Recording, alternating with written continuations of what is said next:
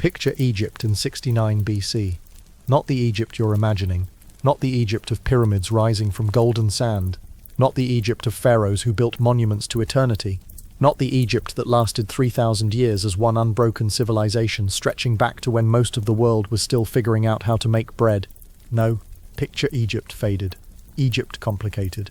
Egypt run by Greeks who spoke Greek, worshipped Greek gods, read Greek philosophy, but wore Egyptian crowns and performed Egyptian rituals and pretended desperately, awkwardly, that this arrangement made perfect sense. This was the Ptolemaic dynasty. 300 years of Greek rulers descended from one of Alexander the Great's generals, a man named Ptolemy, who had looked at Egypt after Alexander died and thought, yes, this magnificent, ancient, impossibly wealthy kingdom, mine now. And his family had been running it ever since, growing progressively stranger with each generation, marrying siblings to keep power consolidated, producing children who were their own cousins, aunts, uncles, and grandparents in family trees that looked less like trees and more like tangled vines choking themselves. The Ptolemies justified this by pointing to Egyptian tradition. Some old pharaohs had married sisters, though not nearly as obsessively, and to Greek mythology, where Zeus and Hera were brother and sister and also married. But really, the reason was simpler and far more cynical. If you marry your sister, you don't have to share the throne with another family. Everything stays contained, no outsiders, no complications. Just 3 centuries of deliberate inbreeding that produced exactly what you'd expect. Health problems, reduced fertility, infant mortality, and a family whose members understood from birth that siblings were rivals first, relatives second, and marriage partners when politically necessary. Into this strange, declining, increasingly desperate royal family. In 69 BC, a daughter was born. They named her Cleopatra, glory of her father in Greek, a common name in the dynasty. She was Cleopatra VII, actually, the 7th Ptolemaic ruler to bear that name, but she would be the one history remembered. The one who would make the name Cleopatra mean something beyond just another Greek princess born into Egyptian royalty. We don't know much about her childhood. The ancient sources, written by Romans who had reasons to portray her in very specific ways, don't care about the early years. We know her father was Ptolemy XII, called Aurolates, the flute player, because he enjoyed music and played the flute in public, which his critics thought was beneath pharaonic dignity. Imagine, a king who enjoys music. How scandalous. Aldis wasn't a particularly effective ruler, but he was a survivor, which in the Ptolemaic dynasty of the 1st century BC counted for everything. He inherited a throne already compromised, already weakened, already past its peak. Egypt was still wealthy, fantastically wealthy, wealthier than most Roman provinces, but that wealth made it vulnerable, made it a target, made Rome interested. Ptolemy XII understood the game. He paid enormous bribes to Roman politicians to ensure Rome wouldn't simply annex Egypt. He cultivated relationships with powerful Romans, invited them to Alexandria, impressed them with Egyptian luxury. He knew Rome was becoming the dominant power, and that Egypt's independence depended on keeping Rome friendly rather than hungry.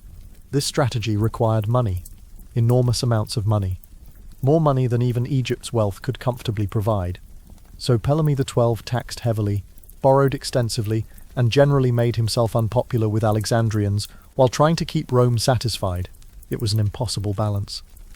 The kind that couldn't last but might buy enough time for circumstances to change. Cleopatra grew up watching this.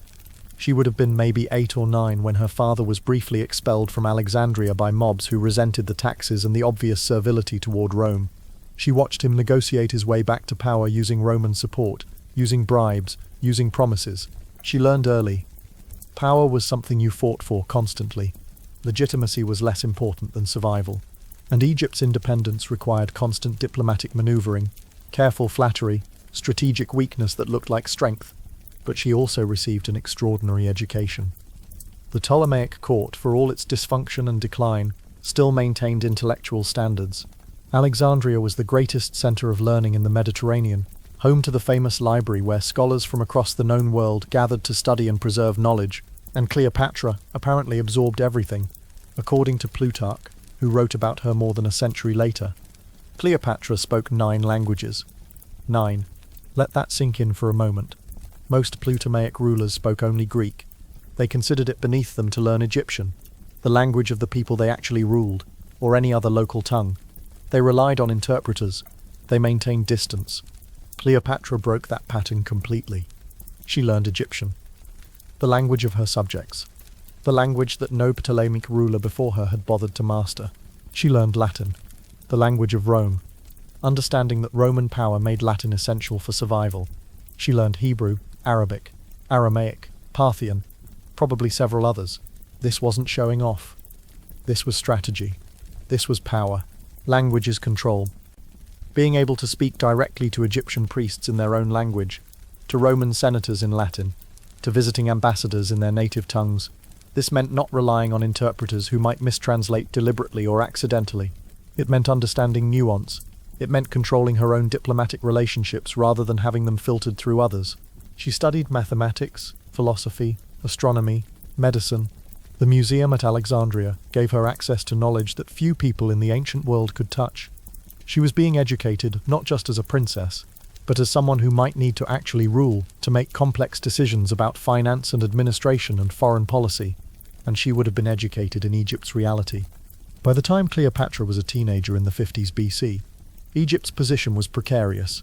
Rome had essentially become the arbiter of Egyptian affairs. Roman generals helped restore kings. Roman businessmen lent enormous sums. Roman armies controlled territories that had once been independent kingdoms. The question wasn't whether Egypt would fall under Roman control. The question was when and how, and whether anything could delay or prevent it. Cleopatra's father died in 51 BC when she was 18. His will deposited in Rome for safekeeping, which tells you everything about where real power actually lay. Designated his eldest surviving children as co-rulers, Cleopatra and her younger brother Ptolemy XIII. She was 18, he was 10. This was standard Ptolemaic practice. Co-rulership between siblings who would also marry each other. As was traditional, Cleopatra became Cleopatra VII Philopatra. Cleopatra, who loves her father, Ptolemy XIII, became, well, Ptolemy XIII. They were crowned together, proclaimed joint rulers, husband and wife, brother and sister, in the ancient style that everyone pretended was normal. But despite the traditional forms, this arrangement was a disaster waiting to happen. Because Cleopatra was educated, intelligent, politically aware, and apparently unwilling to be a decorative figurehead for male advisors who thought women should be seen occasionally and never heard. And Ptolemy XIII was 10 years old, completely controlled by his regents, 3 men who had served under the previous king Pothinus, a eunuch who handled finances, Theodotus, a rhetorician who tutored the boy, and Achilles, a general who commanded the army. These 3 men had absolutely no intention of letting an 18-year-old woman actually rule Egypt. They wanted to use the boy king as their puppet, control policy and wealth and power, while maintaining the fiction that Ptolemy XIII was in charge. Cleopatra was supposed to be ornamental, ceremonial, necessary for tradition but not for governance. Cleopatra, predictably, refused this arrangement. For the first few years, she held her own, appearing on coins with her image alone rather than paired with her brother, issuing decrees in her own name, behaving as sole ruler even though technically she was co-ruler. But the 3 regents worked to undermine her, to isolate her politically, to position the boy king as legitimate, and Cleopatra as an interloper. Egyptian politics in these years were murky and vicious, but the basic dynamic was clear. Cleopatra wanted actual power, the regents wanted to sideline her, and young Ptolemy XIII was a tool in a game he probably didn't understand. By 48 BC, about 3 years after her father's death, this conflict escalated into something like civil war. Cleopatra was driven out of Alexandria by her brother's forces, or really, by her brother's regent's forces. She fled to the Egyptian border towards Syria, where she began gathering support, recruiting an army, preparing to fight her way back to the throne. She was 21 years old, exiled, desperate, and running out of options.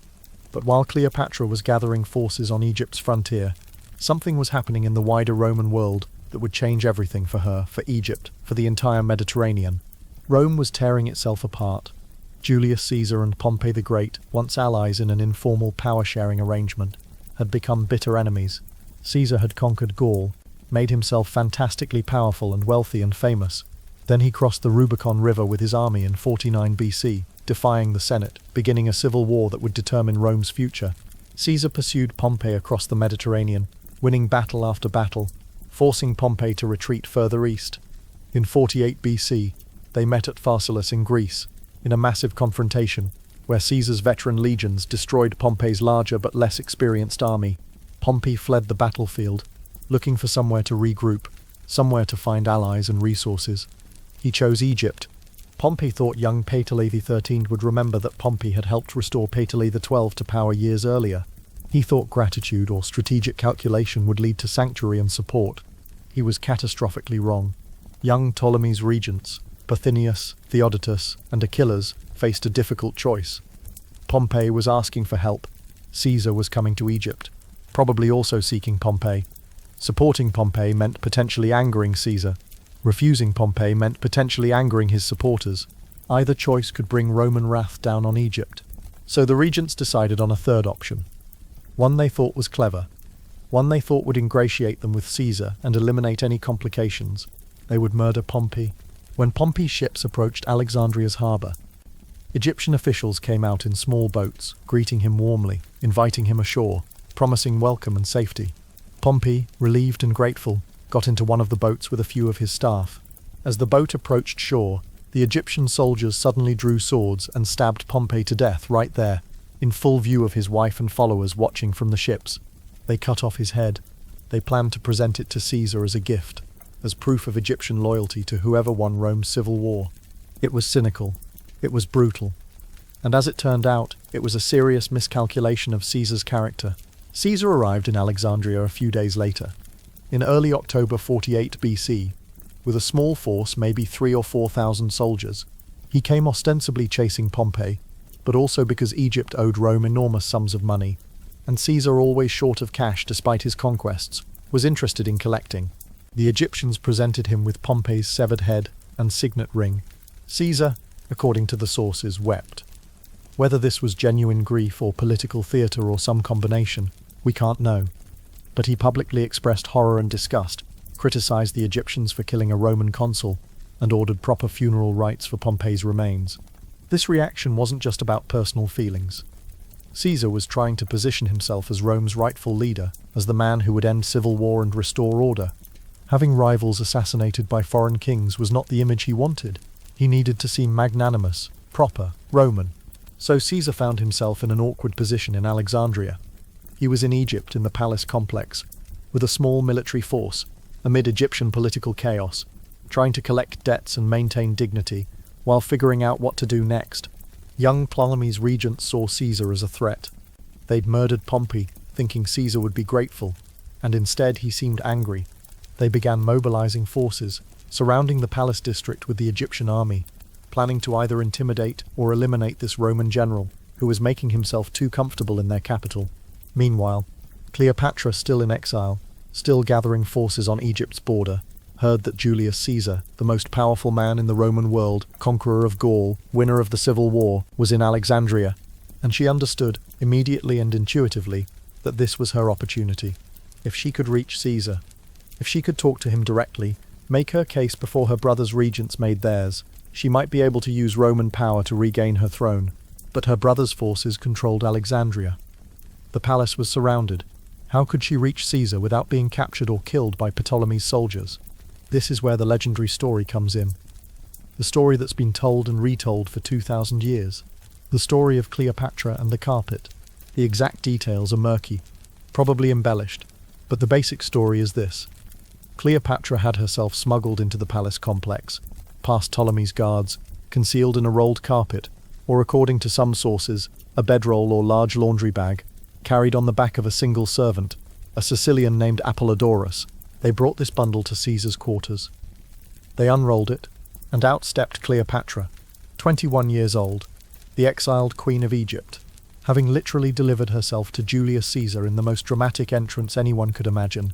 What happened next would determine not just Cleopatra's fate, but the fate of Egypt, and the course of the civil war that was reshaping the entire Mediterranean world. But that conversation between a desperate young queen and a calculating Roman general, that's a story for the next part of tonight's journey. For now, rest here. Picture Cleopatra standing in Caesar's quarters, having just emerged from a carpet, salt in her hair from the sea journey, desperation and intelligence, both visible in her eyes, about to make the most important political argument of her young life. Everything depends on the next few hours. Her throne, Egypt's independence, the future of the Mediterranean, and all of it hangs on whether this Roman general, who's seen everything, conquered Gaul, survived assassination plots, commanded legions, whether he'll listen to an exiled teenage queen who smuggled herself to him in a carpet. The meeting between Cleopatra and Julius Caesar in October 48 BC is one of those moments in history where legend drowns out reality, where the dramatic story people want to believe replaces what probably actually happened, where romance obscures the much more interesting truth of political calculation and mutual recognition of ability. The popular version goes like this. Cleopatra emerges from the carpet, stunningly beautiful, and Caesar is immediately captivated by her physical appearance. He falls for her seductive charms, becomes essentially helpless in the face of her exotic allure, and supports her claim to Egypt's throne because he's besotted with this foreign queen. This version appears even in ancient sources, particularly Roman ones written by people who needed to explain Caesar's actions in ways that made sense to Roman prejudices. Romans could understand a great man making poor political decisions because he was seduced by a foreign woman.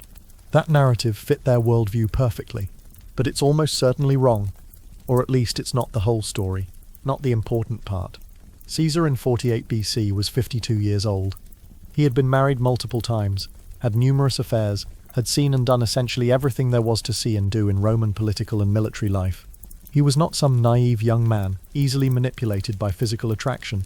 He was a calculating politician who had just won a civil war through careful strategy, tactical brilliance and ruthless pragmatism. Cleopatra was 21, highly educated, politically desperate, and fully aware that her only chance of regaining her throne depended on convincing this Roman general to support her rather than her brother. She wasn't trying to seduce Caesar in any simple sense. She was making a political case, demonstrating that backing her would serve Caesar's interests better than backing Ptolemy XIII. What actually impressed Caesar, according to the more thoughtful ancient sources, wasn't primarily Cleopatra's beauty, though she was apparently attractive enough, but her intelligence, her quick wit, her ability to speak Latin fluently, her understanding of Roman politics. Plutarch specifically notes that Cleopatra's attractiveness wasn't about perfect features, but about her conversation, her charm of manner, her voice and speaking ability. Think about what Cleopatra needed to communicate in that first meeting. She needed to establish legitimacy. She was the eldest child. Her father's will named her as co-ruler. Egyptian law and Roman standards both supported her claim. Her brother's regents had usurped power illegally, had driven her out in violation of Ptolemy XII's will that Rome was supposed to be guaranteeing. She needed to demonstrate capability. Egypt was wealthy but politically unstable. Cleopatra could govern effectively.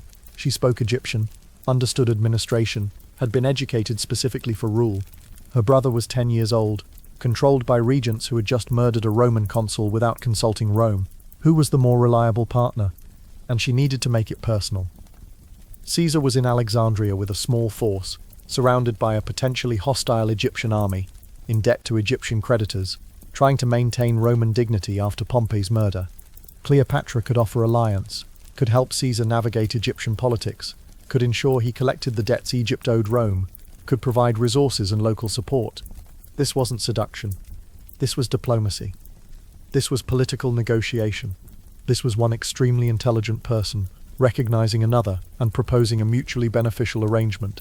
Caesar apparently found the proposal convincing. Within days of Cleopatra's dramatic entrance, Caesar announced he was enforcing Ptolemy XII's will, that Cleopatra and Ptolemy XIII should rule jointly as their father intended, that all sides should reconcile under Roman supervision. This infuriated Ptolemy's regents.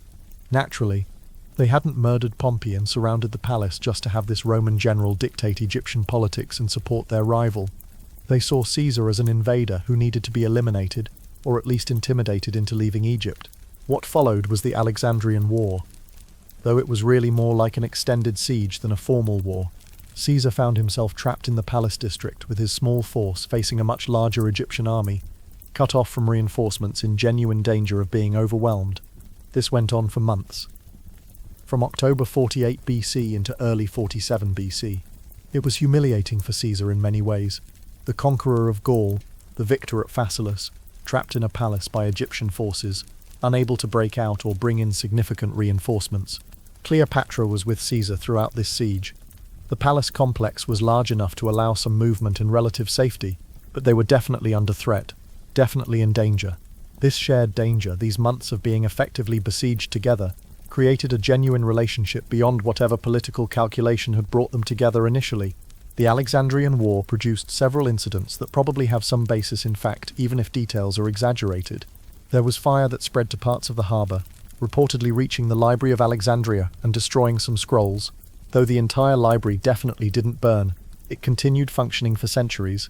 There was fighting in shallow water along the waterfront.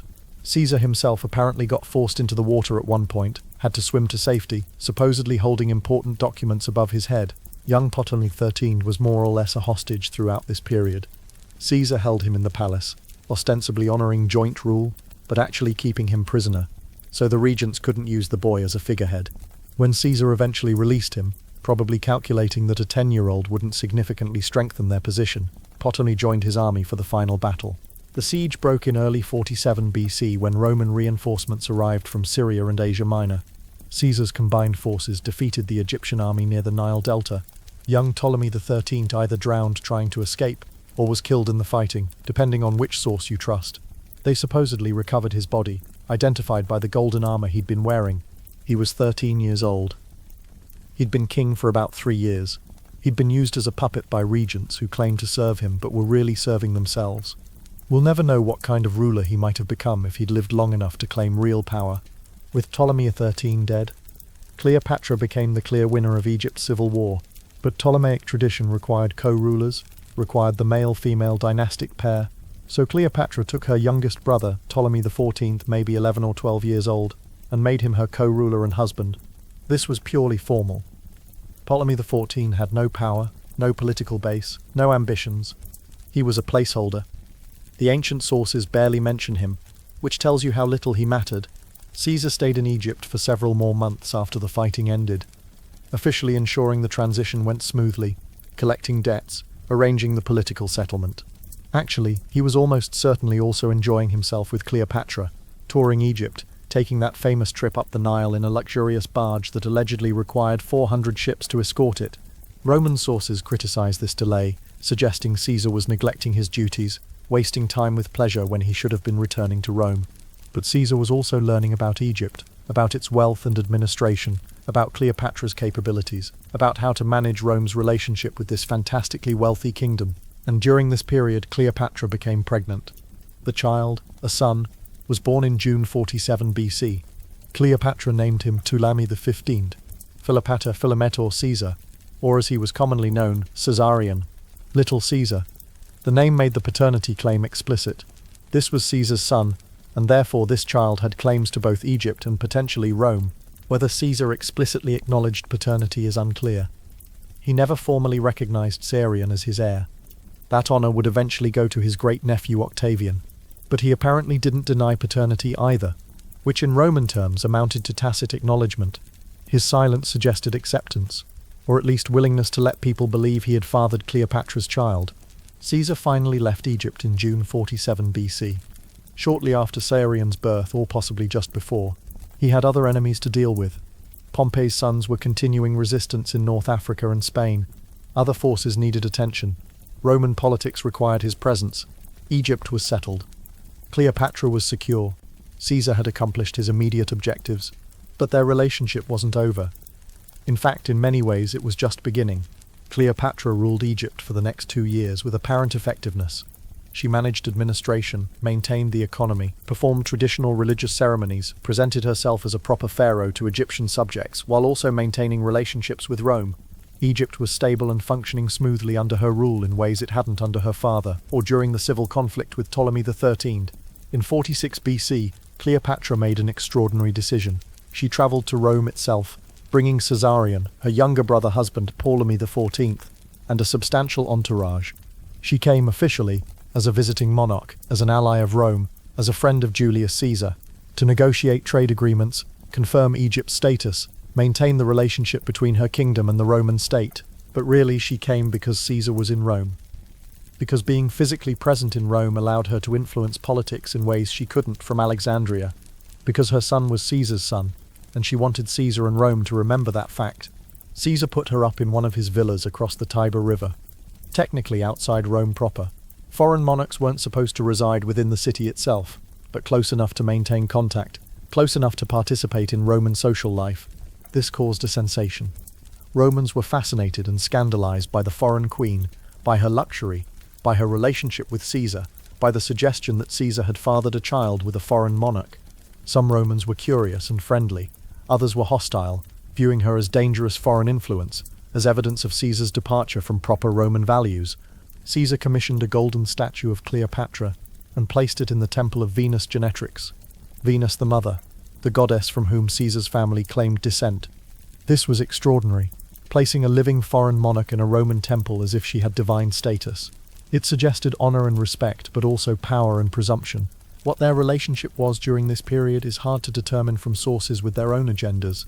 Caesar was married to Calpurnia, his Roman wife, and maintaining that marriage was politically necessary. He couldn't openly live with Cleopatra as if she were his wife. That would have been too scandalous. But he obviously maintained close contact, probably saw her regularly, recognized her importance both personally and politically. She represented Egypt's wealth and resources. She was also the mother of his only son. Caesar had a daughter from his first marriage, but no legitimate male heir. Caesarion, whatever his status, was Caesar's biological son. Cleopatra stayed in Rome for about 2 years, from 46 BC until early 44 BC. She was present for Caesar's triumphs, his celebrations of military victory, his increasing accumulation of honors and power that made him look less like a consul and more like a king. She watched Caesar become, effectively if not officially, Rome's monarch. And she was there in Rome in March 44 BC when everything changed.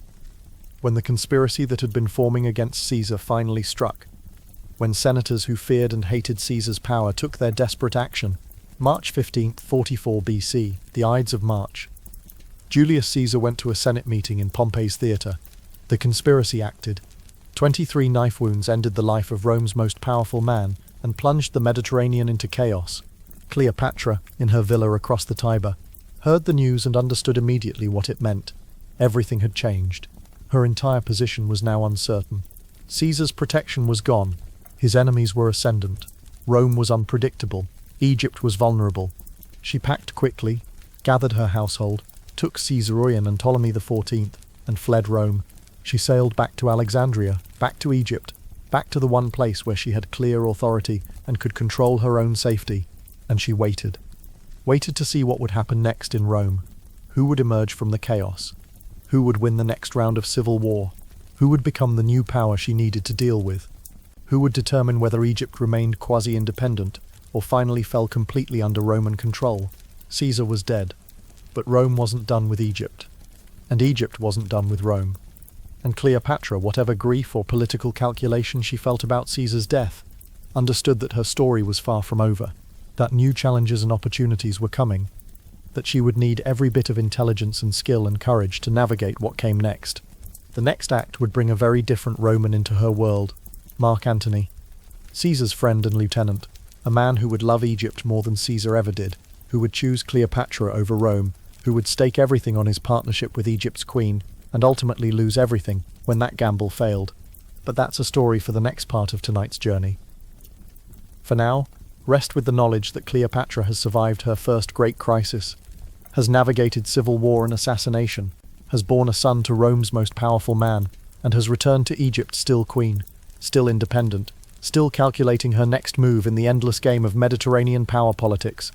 Cleopatra returned to Alexandria in the spring of 44 BC to find Egypt exactly as she'd left it. Stable, functioning, obedient. The machinery of government had continued operating in her absence because she'd built competent administration, because Egyptian bureaucracy was ancient and self-sustaining, because she'd been careful to leave capable people in charge. But Rome was chaos. Complete, unpredictable chaos. The conspirators who killed Caesar, Brutus, Cassius, and the others who'd stabbed him in Pompey's theatre had apparently believed that killing the tyrant would restore the Republic, that people would celebrate Caesar's death, that the Senate would resume proper function, that everything would return to how it was before Caesar crossed the Rubicon. They were catastrophically wrong. Mark Antony, Caesar's friend and lieutenant, seized control of the narrative at Caesar's funeral. According to the ancient sources, Antony gave a masterful speech, turning public opinion against the assassins, displaying Caesar's blood-stained toga, reading Caesar's will, whipping the crowd into fury. Whether this happened exactly as described or whether it's later dramatization, the essential truth is clear. Rome did not thank the conspirators for killing Caesar. Rome was angry, frightened, and looking for someone to blame. the conspirators fled Italy, first to Greece, then to the eastern provinces where they began gathering forces, recruiting armies, preparing for the civil war they'd hoped to prevent. But the will, Caesar's will that Antony read publicly, contained information that changed everything for Cleopatra. Caesar left the bulk of his estate not to Caesar, his biological son, but to his great-nephew Octavian, a teenager living in Italy. Caesar formally adopted Octavian as his son and heir, making him legally Gaius Julius Caesar Octavianus, Caesar's legitimate successor. For Cleopatra, this was devastating. She'd assumed, or at least hoped, that Caesar would recognize Cyrene, would elevate him to some position in Rome's political future, would acknowledge their son as his heir. Instead, Caesar chose a relative, a proper Roman, someone who could inherit his name and position without the complications of foreign birth. Caesarion remained Ptolemy XV, Philometor Caesar, king of Egypt, co-ruler with his mother, but he had no claim in Rome, no path to Caesar's legacy, no political future beyond Egypt's borders. This must have been bitter for Cleopatra. She'd bet on Caesar. She'd allied with him, borne his son, spent 2 years in Rome trying to secure her son's position, and Caesar had chosen otherwise. But Cleopatra was nothing if not pragmatic. Caesar was dead. Caesarian status was what it was. The question now was, who would win the next civil war? Who would emerge as Rome's new power? And how could Cleopatra position Egypt to survive regardless of the outcome? The players in Rome's next civil war were complicated, constantly shifting alliances. Initially, Antony and Octavian were rivals, nearly came to blows several times during 44 and 43 BC. Octavian was 19 years old but politically astute, using Caesar's name and legacy brilliantly despite his youth. Antony was 40-something, experienced, commanding legions, but also impulsive and not always careful politically. Then, in a move that shocked many observers, Antony and Octavian reconciled. They formed the Second Triumvirate in 43 BC, a formal power-sharing agreement with a third partner, Lepidus, a lesser figure who commanded some forces but would eventually be sidelined. The triumvirate was official, recognized by law, giving these 3 men extraordinary powers to govern Rome and its territories. Their first major act was proscriptions, drawing up lists of political enemies to be killed and their property confiscated. Hundreds of senators, wealthy businessmen, anyone suspected of supporting the assassins or opposing the triumvirate, were hunted down and murdered. It was brutal, systematic and financially motivated. They needed money to pay armies, so they killed wealthy people and seized their estates. Cicero, Rome's greatest orator, Caesar's complicated friend, was among those killed. Antony apparently particularly wanted him dead. His head and hands were cut off and displayed in the Roman Forum as a warning about the price of opposing the triumvirate. Cleopatra, watching from Alexandria, stayed carefully neutral. She sent some support to the assassins, ships, grain, money, but not enough to commit Egypt fully. She also maintained communication with the triumvirate, suggesting Egypt's willingness to cooperate. She was hedging, betting on multiple outcomes, ensuring that whoever won would find Egypt had been at least somewhat helpful. This was good survival strategy, but risky. It meant neither side fully trusted her. Both knew Egypt's support was conditional, mercenary, could shift if circumstances changed. The decisive battle came in 42 BC at Philippi, in northern Greece. Antony and Octavian's forces met the armies of Brutus and Cassius, the leading conspirators. The fighting happened in 2 major engagements over several weeks. Cassius died after the first battle, Brutus after the second, both apparently by suicide when defeat became inevitable. The conspirators were destroyed. Caesar was avenged, and now the triumvirate controlled the entire Roman world. Octavian and Antony divided responsibilities. Octavian would govern the western provinces, Italy, Spain, Gaul. Antony would govern the east, Greece, Asia Minor, Syria, Egypt. This made sense given their personalities. Octavian was better at political maneuvering and administration. Antony more comfortable with military commands and dealing with the wealthy eastern provinces. For Cleopatra, this division was crucial. Egypt fell under Antony's authority. Her fate depended on this man she'd met before. He'd served under Caesar, had been in Egypt during the Alexandrian War, probably knew her at least somewhat, but they'd never dealt directly, never negotiated as equals. Now he controlled Rome's eastern policy, which meant he controlled whether Egypt remained quasi-independent or got annexed. In 41 BC, Antony summoned Cleopatra to meet him at Tarsus, a city on the southern coast of modern Turkey. Officially, he wanted to discuss Egypt's support during the civil war, to clarify Egypt's obligations, to establish their working relationship going forward. But there was also an implied threat. She was being summoned. She was expected to come, to present herself, to demonstrate respect and obedience to Roman authority. Cleopatra understood the stakes completely. This wasn't just a diplomatic meeting. This was theatre. This was about establishing who had power, who needed whom, who could command, and who had to obey. She decided on a different approach. If Antony wanted theatre, she would give him theatre, but she would be the one directing the performance. The story of Cleopatra's arrival at Tarsus is one of the most famous scenes in ancient history, reported by multiple sources, clearly designed to be spectacular and memorable. Whether every detail is accurate, or whether some aspects are exaggeration, the basic truth seems clear. Cleopatra arrived in a way that made her anything but a subordinate client ruler answering a summons. She came up the river to Tarsus in a magnificent barge with purple sails and silver oars. The stern was covered in gold. She reclined under a canopy decorated with gold thread, dressed as Venus, the goddess of love, the goddess from whom Caesar's family claimed descent, the same goddess whose temple housed Cleopatra's statue in Rome. Her attendants were dressed as sea nymphs and cupids. Incense burned, perfuming the air. Musicians played. The entire presentation was pure spectacle, carefully staged to suggest divine favor, abundance, beauty, and power.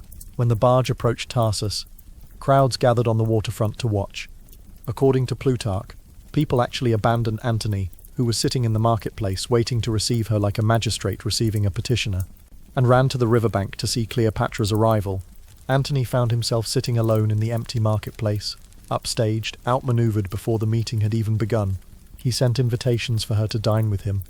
She responded by inviting him to dine with her instead, on her barge, in her space, on her terms, and Antony came. Curious, impressed, possibly already calculating how useful Egypt's wealth could be, how valuable this alliance might become. The dinner was legendary.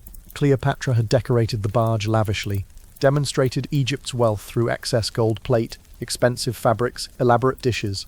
The point wasn't just luxury, the point was abundance. The message was, Egypt has resources, Egypt has money, Egypt can be a powerful ally if treated properly. There's a famous story, probably embellished but illustrative, about their competitive banquets. Antony boasted about Roman military strength.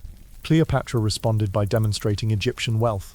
Eventually she supposedly won their informal contest by dissolving a massive pearl, one of the most valuable objects in the ancient world, in vinegar and drinking it, just to prove she could waste wealth that casually. Whether this specific incident happened, the dynamic it represents was real. Cleopatra was showing Antony that Egypt was powerful in different ways than Rome. Rome had legions, Egypt had wealth, Rome had military dominance, Egypt had resources that could finance those legions, supply those armies, provide the economic foundation for empire. Antony, apparently, was convinced, or charmed, or impressed, or all three. He agreed that Egypt should remain independent under Cleopatra. More than that, he confirmed her position, recognized Caesarion officially as co-ruler, and even returned some territories to Egyptian control, lands that Rome had taken years earlier, coastal regions and islands that had strategic and economic value. This was extraordinary. Rome didn't usually give back conquered territory, but Antony was thinking strategically. Keeping Cleopatra happy meant keeping Egypt stable and cooperative. Egypt's wealth could finance his planned campaigns against Parthia, Rome's great eastern enemy. Cleopatra as an ally was worth more than Cleopatra as a resentful client queen. They spent the winter of 4140 BC together in Alexandria. This wasn't a quick diplomatic meeting. This was months of close contact, of developing a genuine relationship, of Antony experiencing Egyptian luxury and culture, and apparently enjoying it immensely. They formed a social club, the Inimitable Livers, dedicated to lavish banquets, entertainment, and pleasure. This sounds frivolous, but it also served political purposes.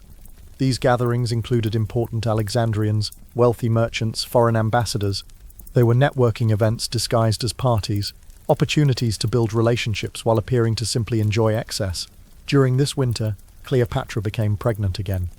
She gave birth to twins in 40 BC, a boy and a girl, Alexander Helios, sun, and Cleopatra Selene, moon.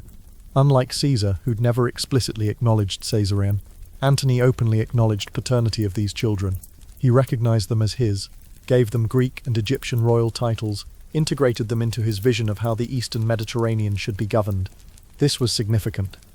Antony wasn't treating his relationship with Cleopatra as a temporary foreign entanglement. He was creating a family with her, building a partnership that looked suspiciously like a permanent alliance between Rome's Eastern commander and Egypt's queen. But Antony was also Roman. He had political obligations in Rome, military campaigns to plan, relationships to maintain. In early 40 BC, he left Alexandria for Italy, leaving Cleopatra pregnant with twins, and in Rome he made a decision that must have seemed pragmatic from a Roman perspective, but which created enormous complications. He married Octavia, Octavian's sister. This was a political marriage, designed to cement the triumvirate, to create family bonds between Antony and Octavian, to signal that despite their earlier rivalry, they were now partners governing Rome together. Octavia was reportedly intelligent, dignified, a proper Roman matron, exactly the kind of wife a Roman general was supposed to have. But this put Antony in an impossible situation. He had a wife in Rome by Roman law and custom, and he had a partner in Alexandria with whom he'd spent months, who had borne his children, who represented Egypt's wealth and power. From a Roman perspective, this wasn't necessarily scandalous. Roman aristocrats often had foreign mistresses, had children with women who weren't their wives, maintained complicated personal relationships while preserving proper political marriages. As long as Antony maintained his Roman marriage and didn't elevate Cleopatra above his legal wife, the arrangement could be tolerated. But Cleopatra probably saw things differently. She'd just spent months building a partnership with Antony, creating a vision of how Egypt and Rome's East could work together, bearing his children. Now he was marrying someone else, signaling that Roman politics mattered more than Egyptian alliances, that whatever their personal relationship was, it would always be subordinate to his Roman obligations. For 3 years, from 40 to 37 BC, Antony stayed in the Western Mediterranean. He fought campaigns in Italy. He dealt with political crises. He lived with Octavia, had children with her 2 daughters. He behaved, in other words, like a Roman general with a proper Roman marriage, fulfilling his duties to Rome and his partnership with Octavian. Cleopatra, meanwhile, ruled Egypt. She raised her children, Caesarion, now 7 or 8 years old, and the twins. She maintained administration, managed the economy, performed royal rituals, and she waited, probably wondering whether Antony would return, whether their partnership had been temporary, or whether he still valued what Egypt could offer. The answer came in 37 BC, when Antony returned to the east. Not briefly this time, not for a diplomatic meeting. He returned decisively, establishing his headquarters in Antioch in Syria, and immediately sent for Cleopatra. He'd made his choice. Between Rome and Egypt, between Octavia and Cleopatra, between conventional Roman respectability and an unprecedented partnership with Egypt's queen, Antony chose Egypt. He would live with this choice for the next 7 years. He would build a life with Cleopatra, have more children with her, fight campaigns alongside her, and ultimately die because of her. But in 37 BC, none of that was certain yet. All that was clear was that Antony had returned, that he and Cleopatra were resuming their partnership, and that together they were going to attempt something remarkable, creating an Eastern empire that combined Roman military power with Egyptian wealth, that treated Cleopatra as something close to an equal partner, that might, if circumstances allowed, remain independent of Italy's control. The next stage would bring triumph, territory, and growing conflict with Octavian, but also approaching disaster. The collision course was set. Antony and Cleopatra together, building their vision of the Eastern Mediterranean, while Octavian in Rome built propaganda against them, preparing the ground for the final confrontation that would determine whether Egypt survived or fell. But that story of donations and declarations of growing hostility and approaching war that comes next. For now, rest knowing that Cleopatra has survived Caesar's death, has navigated years of uncertainty, has formed a partnership with Rome's Eastern commander, and has positioned Egypt for whatever comes next. The pieces are moving into place. The storm is gathering, and Cleopatra, 32 years old, mother of 4, queen of Egypt for 16 years, stands ready to face whatever the next act brings. Picture late summer, 31 BC, the western coast of Greece where the Ambracian Gulf meets the Ionian Sea through a narrow strait. 2 fleets facing each other across water that would decide the future of the Mediterranean world. Ships creaking in the morning wind, men who hadn't slept well for weeks, knowing that what happened next would either make them victors or corpses. Antony and Cleopatra's forces had been camped on the southern promontory at Actium for months by this point, and those months had been brutal, not because of fighting, There had been surprisingly little actual combat, but because of waiting, disease, desertion, and the slow realization that they were trapped, they'd assembled an impressive force on paper.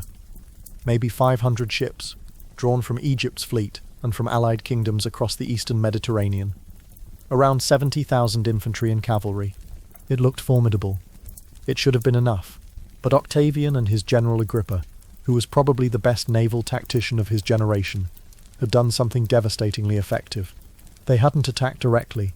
They'd surrounded Antony's position and simply waited, blocked supply lines, intercepted ships bringing food and equipment, cut off access to fresh water, turned the siege into slow starvation, and the location was terrible for Antony's army.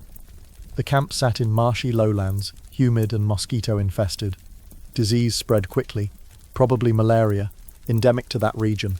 Men started dying not from wounds but from fever, from dysentery, from the simple fact that human bodies don't function well when they're starving and sick and sleeping in swamps.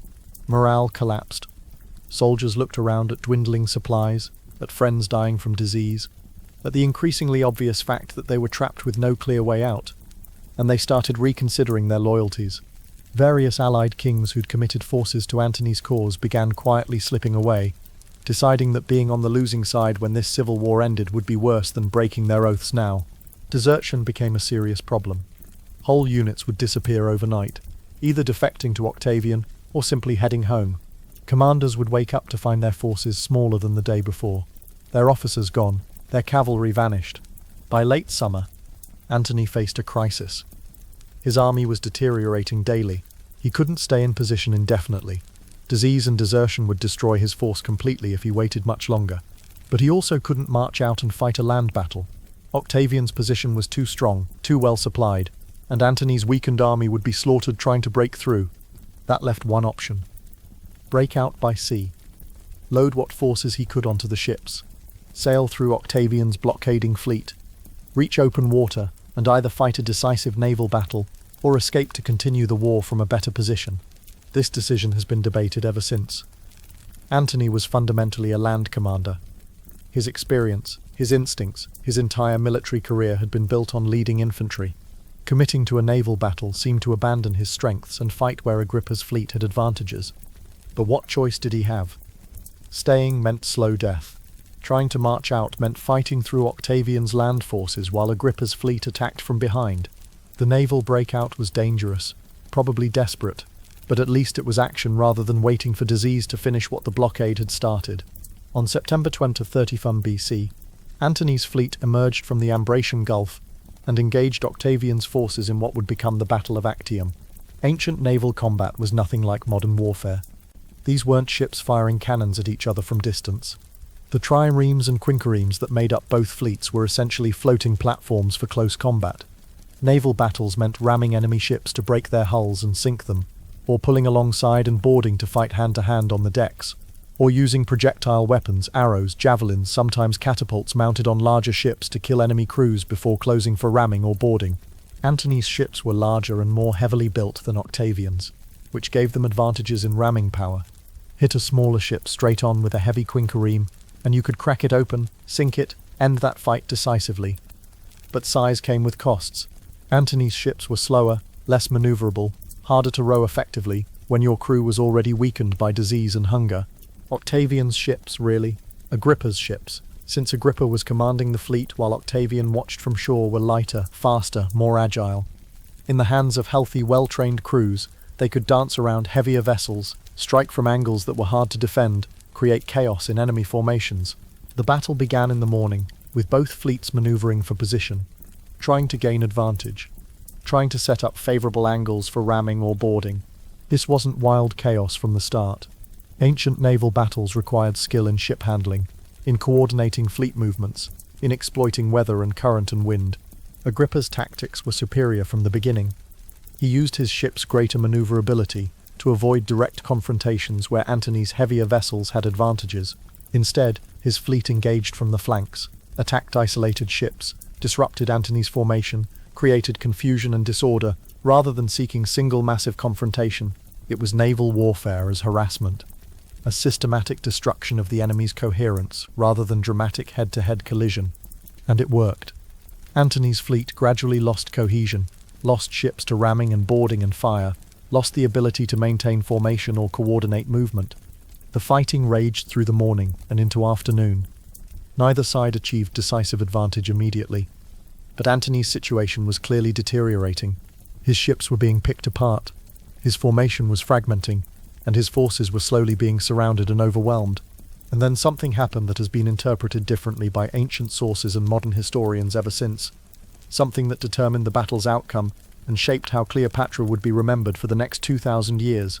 Cleopatra's squadron of ships, about 60 vessels including her flagship with its distinctive purple sails, broke off from the battle and sailed away, heading south toward Egypt. Her ships had been positioned in the rear, probably deliberately to keep them out of the heaviest fighting. When they saw an opportunity, favorable winds, a gap in Octavian's line, they sailed through and escaped the battle entirely.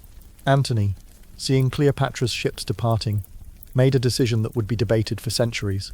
He transferred from his flagship to a smaller, faster vessel, and followed her, abandoning the battle and the bulk of his fleet to pursue Cleopatra's squadron south. Now, how you interpret this depends entirely on which ancient source you trust, and what you think about Antony's capabilities. The hostile Roman interpretation, promoted enthusiastically by Octavian's propaganda, was that Cleopatra fled in cowardice. She panicked when the battle turned against them, sailed away to save herself, abandoned the fight, and the men who were dying for her cause. And Antony, hopelessly besotted with this foreign queen, chose his lover over his duty. He abandoned his men, abandoned his fleet, abandoned his responsibility as a commander, all to chase after Cleopatra like some lovesick fool. This became the standard story. It's the version that appears in most Roman histories. It's what Shakespeare dramatized. It's the cultural memory of Actium. Antony, the love-struck failure, Cleopatra, the cowardly seductress, both running away from battle and leaving their forces to be slaughtered. But there's another interpretation that makes more sense if you think about who these people actually were. This might have been a planned strategic withdrawal, not panic.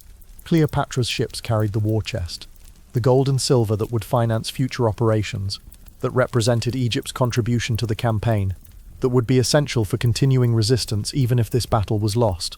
Getting those ships away from the battle preserved resources, saved the treasury, kept options open for whatever came next. And Antony followed, because he and Cleopatra needed to stay together, needed to coordinate their next moves, needed to plan the defense of Egypt, since returning to the trapped position at Actium was pointless. Once the fleet engagement had clearly failed, this interpretation makes them look more competent, more calculating, but it doesn't change the fundamental reality. They had lost. Maybe through tactical mistakes, maybe through Agrippa's superior command, maybe because breaking out was always nearly impossible, and they were attempting the least bad option among terrible choices. But by the end of September 20, 3430 BC, Antony's fleet was largely destroyed or captured. His army at Actium was abandoned and would soon surrender to Octavian, and Antony and Cleopatra were sailing back to Egypt, having definitively lost their bid to defeat Octavian. The retreat took several weeks. They stopped at various ports, tried to assess what forces remained loyal, tried to determine whether resistance was still possible. The news was uniformly bad. Allies were abandoning them everywhere. Territories were submitting to Octavian. The entire eastern Mediterranean was rapidly shifting allegiance, as everyone recognized that Octavian had won. When they reached Alexandria, probably in October, they faced the grim reality. Egypt was still theirs. The Egyptian army and navy remained loyal. Alexandria was defensible. The population supported Cleopatra, but Egypt was also isolated, surrounded by territory, now controlled by or aligned with Octavian, with no realistic prospect of defeating Rome's consolidated forces in a prolonged war. Antony apparently fell into depression. He spent time alone, built a small residence on a promontory or island in Alexandria's harbour where he could isolate himself from court, from responsibilities, from the reality of what had happened. He called it his Timonium, after Timon of Athens, a famous misanthrope who had withdrawn from society in disgust. This wasn't just sadness. This was a man processing the complete failure of everything he'd tried to build. His military career was over. His vision of an Eastern Empire was destroyed. His challenge to Octavian had failed catastrophically. Everything he'd worked for, everything he'd sacrificed his Roman position for, was collapsing. Cleopatra was more practical. She'd been queen for nearly 20 years, had survived crises before, understood that survival meant planning for contingencies. She began preparing for various scenarios. defending Egypt if Octavian invaded, negotiating if terms could be found that preserved something of value, escaping if everything else failed. According to some sources, she tested various poisons on condemned prisoners to determine which produced quick, relatively painless death. This wasn't morbid curiosity. This was planning. If suicide became necessary, if it became the only way to avoid whatever Octavian had planned for captured enemies, she wanted to know the most effective method. They also, according to some sources, formed a new social club to replace the inimitable livers. This one was called Those Who Will Die Together. It was grimly honest, an acknowledgement that their lives might end soon, that they should face that reality together rather than pretending circumstances were better than they were. But they also continued some semblance of normal life. They celebrated their children's coming-of-age ceremonies. Caesarion, now 17, was officially proclaimed as adult and co-ruler. Antony's son by Cleopatra, Alexander Helios, now 11, was honoured in ceremonies marking his approaching adulthood. Even facing disaster, they maintained dynastic rituals, acted as if their family's future still mattered, prepared the next generation even though that generation might not have longed to rule. Antony and Cleopatra sent separate embassies to Octavian, trying to negotiate. Antony offered to retire to private life, to abandon all political and military ambitions if Octavian would allow him to live peacefully. Cleopatra offered to abdicate in favour of her children, to transfer Egypt's wealth and submission to Octavian if he would guarantee her children's succession and her own survival. Octavian's responses were calculated to divide them. He ignored Antony's embassy completely, didn't respond to any offers, made clear that Antony had no future and could expect no mercy. But he responded to Cleopatra, suggested that negotiations might be possible, hinted that if she abandoned Antony, perhaps if she killed him or turned him over to Roman custody, she might preserve something for herself and her children. Whether Cleopatra seriously considered this, we'll never know. But the fact that Octavian made the offer tells us what he thought might work, what leverage he thought he had. Through the winter of 30 BC, as Octavian prepared for the invasion of Egypt, Antony and Cleopatra waited in Alexandria. They maintained what remained of their court, tried to prepare defences that probably couldn't succeed, and faced the approaching end of their partnership and their lives.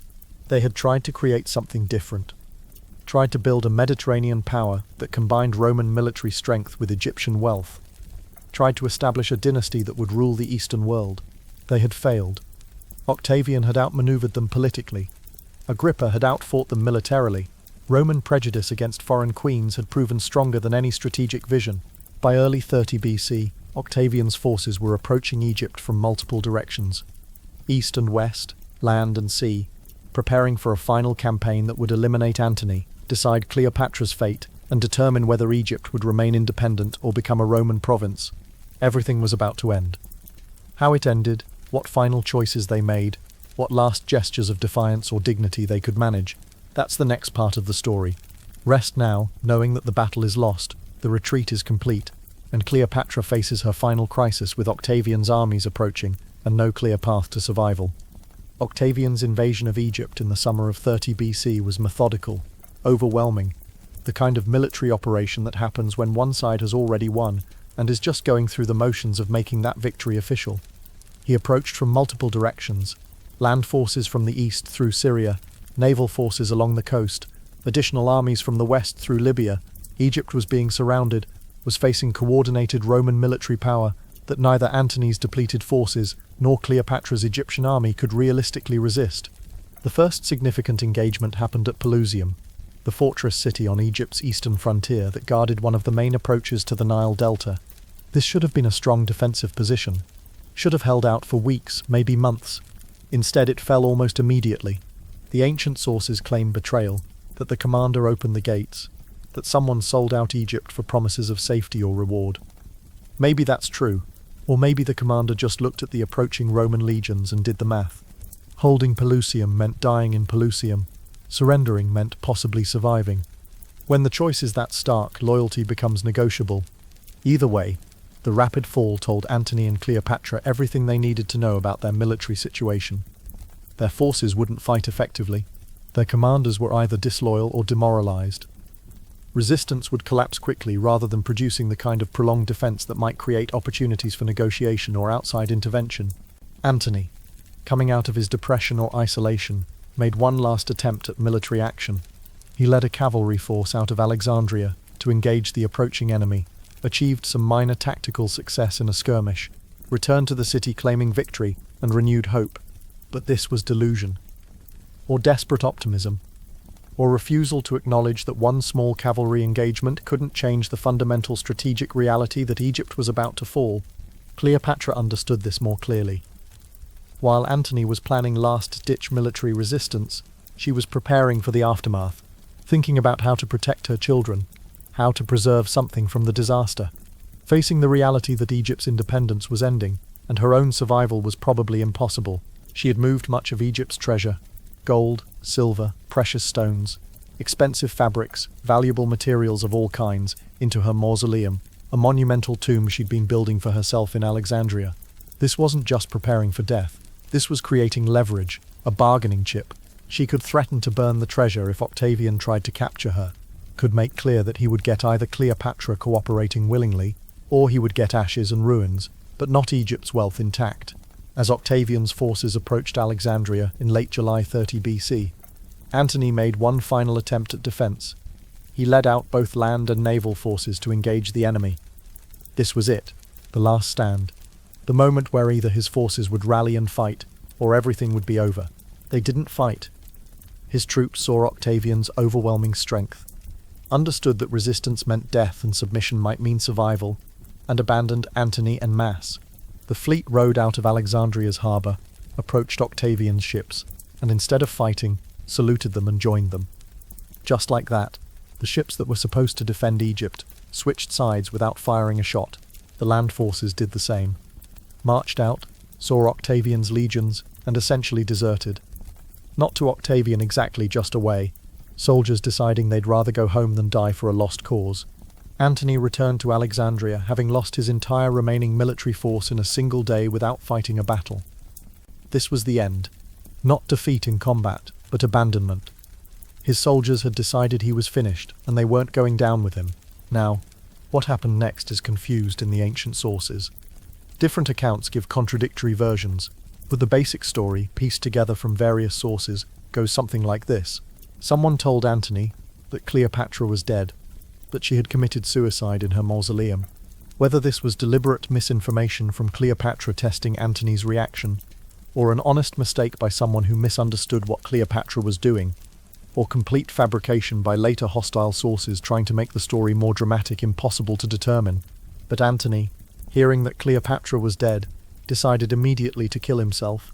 This wasn't necessarily romantic despair, though that's how it's usually portrayed. In Roman military culture, suicide in defeat was considered honorable, was seen as maintaining dignity and control in circumstances where other options meant capture, humiliation, public execution. Antony had lost everything. His military career, his political position, his army, his partnership with Cleopatra, if she was actually dead. Suicide was the Roman response to such total defeat. He asked his servant Eros to kill him. This was common practice in Roman aristocratic suicide. You had a trusted slave perform the actual killing to ensure it was done properly, cleanly, with the right ceremonial dignity. But Eros, according to the story, couldn't bring himself to kill his master. So Eros killed himself instead, right there, falling on his own sword, rather than obeying the command. This left Antony having to do the job himself. He tried to fall on his sword, the standard Roman military suicide method. Quick, traditional, honourable, but he botched it somehow. Either the angle was wrong, or he hesitated at the critical moment, or he simply wasn't physically capable of generating enough force to drive the blade through properly. The wound was serious, was bleeding heavily, but wasn't immediately fatal. He lay there, seriously injured but still alive, as servants discovered him and began panicking about what to do. And then word came that Cleopatra was actually alive, was barricaded in her mausoleum with her 2 female attendants, and wanted Antony brought to her. Picture this scene. Try to imagine it. Antony dying from a self-inflicted sword wound, but not dead yet. Bleeding out but conscious. Cleopatra alive but trapped in her mausoleum. Unable to open the doors because Octavian's forces were approaching, and opening the mausoleum would allow them to capture her. So Antony had to be brought to the mausoleum and somehow raised up to an upper-story window or opening where Cleopatra and her attendants could pull him inside. The ancient sources describe this in vivid, heartbreaking detail that has the ring of truth because it's so undignified, so desperate, so completely unlike the heroic death scenes people usually invent. Antony, bleeding and dying, being hauled up the side of Cleopatra's mausoleum while she and her attendants, two women named Iras and Charmian, who had served her for years, pulled from above, all of them understanding these were their final moments together, that Antony was dying, that Cleopatra would soon be captured, or would kill herself, that their 20-year story that had shaped Mediterranean politics was ending in this desperate, undignified scene. They got him inside. Cleopatra held him as he died, tried to stop the bleeding pointless at that stage or at least make him comfortable. They spoke, had what must have been an incredibly intense and private conversation that no source recorded and that we can only imagine. Antony died in Cleopatra's arms, probably within an hour or two of arriving at the mausoleum. From blood loss from the sword wound he'd given himself. He was about 53 years old. He'd been one of Rome's most powerful men, had been consul, had conquered territories, had led armies, had partnered with Caesar and then tried to inherit Caesar's eastern position. And he died in Alexandria, in a mausoleum, having failed to defeat Octavian, having lost everything except his relationship with Cleopatra, which he maintained until literally the final moments of his life. With Antony dead, Cleopatra was alone, facing capture by Octavian, without the partner who had been her ally and lover for nearly a decade. She barricaded herself in the mausoleum with Iras and Charmian, the two attendants who would stay with her to the end. Octavian was moving quickly to secure Alexandria, and particularly to capture Cleopatra alive. He needed her alive for several reasons. First, he wanted Egypt's treasure intact, and Cleopatra had made clear she would burn it if she thought capture was inevitable. Second, he wanted to display her in his triumph in Rome. Bringing the defeated Queen of Egypt back to Rome in chains would be the ultimate demonstration of his victory, would complete his propaganda about defeating the foreign threat. Third, he needed her alive to determine what to do with her children, particularly Caesarion, whose existence potentially complicated Octavian's position as Caesar's heir. Octavian sent one of his officers, a man named Gallus, to negotiate with Cleopatra through the closed doors of the mausoleum. While Gallus kept Cleopatra engaged in conversation about terms of surrender and what might happen to her children, other Roman soldiers used ladders to climb to the same upper opening through which Antony had been hauled. They broke in and captured Cleopatra before she could act on her threat to destroy the treasure or kill herself. This was humiliating. Being captured through trickery while she thought she was negotiating. Being taken prisoner by soldiers who climbed through windows rather than being granted the dignity of formal surrender. But Octavian had accomplished his objective. Cleopatra was captured alive. The treasure was secured. Now he could control what happened next. Cleopatra apparently tried to kill herself immediately after capture. Either tried to stab herself with a weapon, or tried to starve herself. The sources aren't entirely clear, but she was clearly seeking death as preferable to whatever Octavian had planned for her. The Romans prevented her suicide attempts, kept her under guard, made sure she ate, essentially kept her alive against her will. Octavian visited her shortly after her capture. This meeting is described by several ancient sources with different details depending on which source you trust. But what seems clear is that Octavian wanted to assess Cleopatra personally, wanted to see if this woman who had partnered with Caesar and Antony was as formidable as her reputation suggested, wanted to negotiate the terms of whatever would happen next.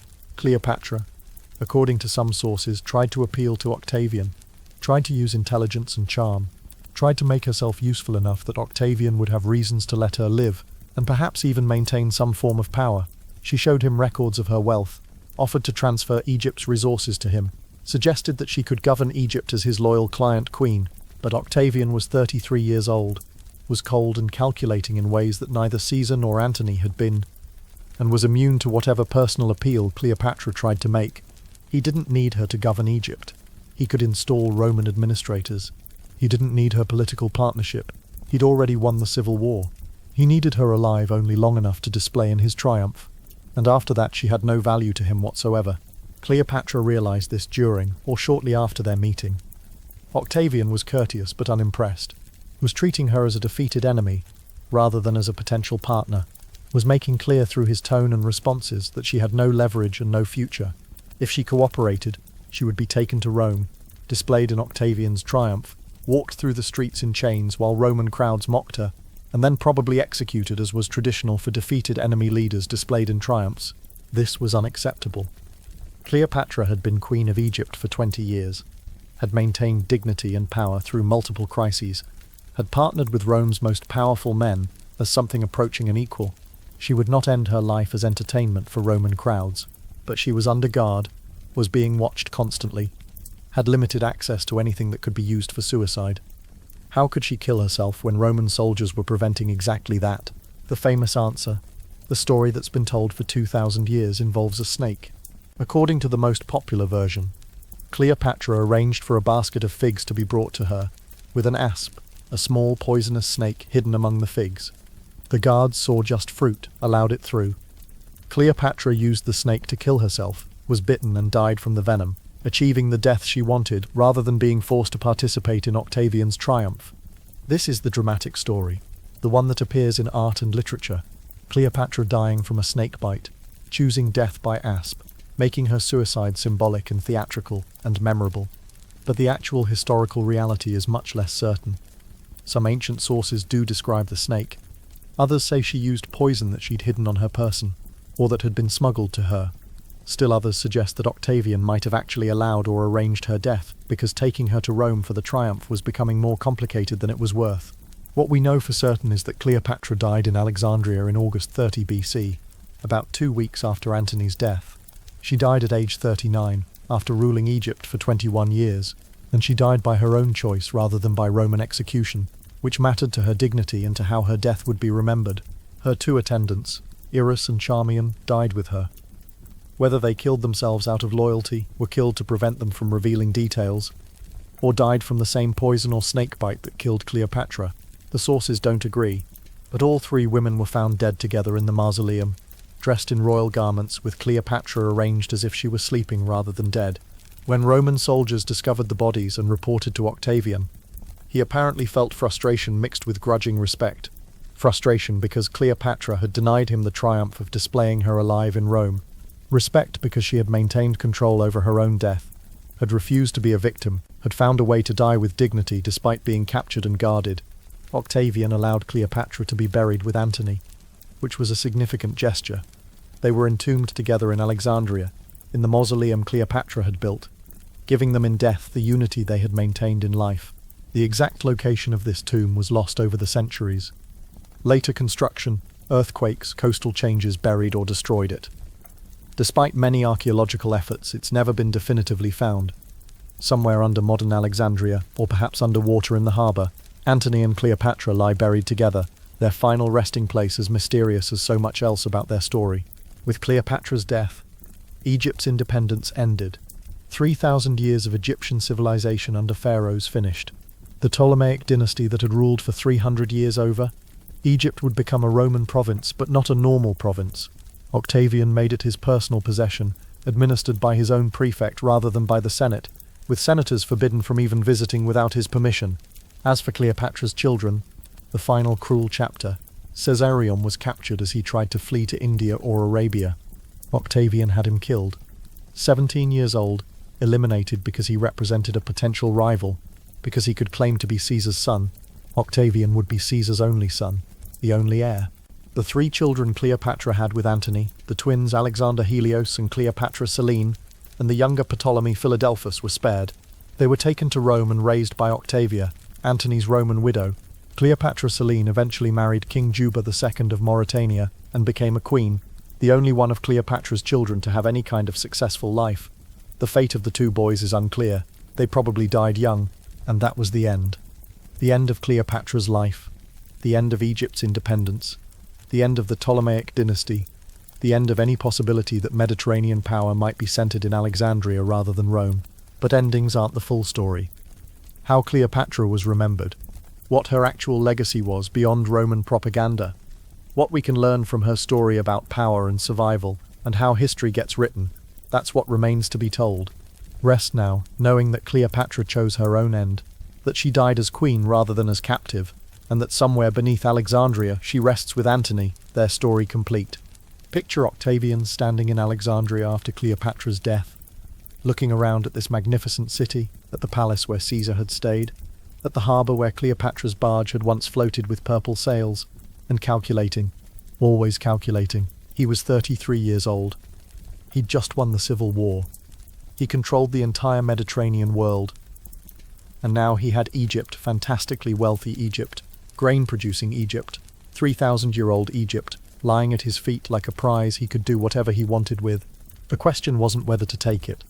The question was how to take it without creating the next crisis. Because here's the thing about Egypt. It was too valuable, too wealthy, too strategically important. If Octavian made it a normal Roman province, gave it a governor the way Rome governed other territories, he'd be handing someone else the keys to unlimited wealth and power. That governor could finance armies, could rebel, could start the whole civil war cycle over again. Romans had been fighting civil wars for decades at this point. Octavian had just spent years killing other Romans to establish control. The last thing he needed was to create the conditions for the next ambitious general to challenge him, using Egypt's resources. So Octavian did something radical, something that revealed exactly how the Roman Empire was actually going to function, despite all the pretty language about restoring the Republic. He declared Egypt his. Personally, his. Not Rome's his. No senatorial governor. No normal provincial administration. Egypt belonged to Octavian, the way your house belongs to you. It was property, his property. And senators, those men who theoretically ran Rome, who represented the Republic's traditions, they weren't even allowed to visit Egypt without Octavian's explicit permission. Let that sink in for a moment. Senators, Rome's governing class, forbidden from travelling to one of Rome's territories without asking permission from one man. This wasn't restoring the Republic. This was creating monarchy while pretending not to. But it was brilliant, in a cold, calculating sort of way. Egypt's wheat fed Rome and much of Italy. Whoever controlled Egypt's grain controlled Rome's food supply. Whoever controlled Rome's food supply controlled Rome. Octavian understood this perfectly.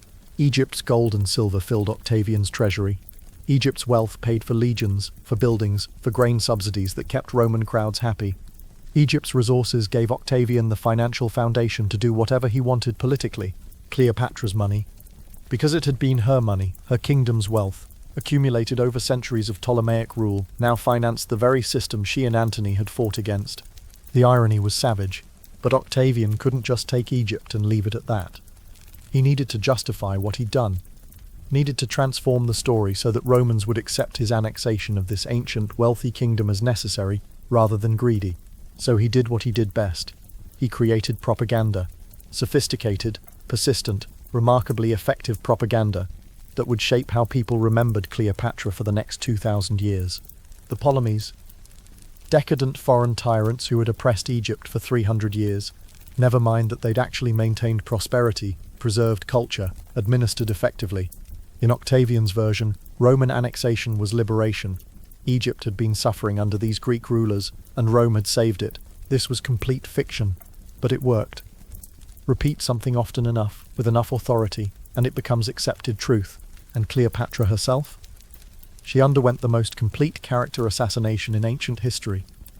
She became the seductive foreign temptress, the dangerous Eastern woman who corrupted noble Roman men through sexual manipulation, the monster who had enslaved Antony to her will, who had made Caesar forget his Roman dignity, who represented everything threatening about foreign influence and feminine power.